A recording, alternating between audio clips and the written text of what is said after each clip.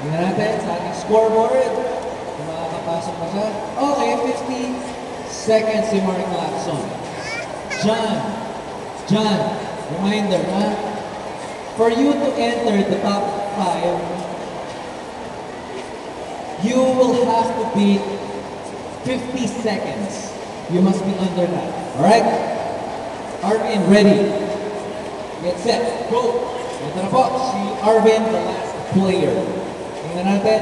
Okay lang po if you're gonna be having a not so good start. Basta if you finish strong and if you remain stable naman and flowing dito sa ating middle of the race, and then you will be looking good. Ito na. So sinasabi natin looking good. Sige po, dire-diretso yan. Just expect the flights, the twists, and tumbles. Okay, ready?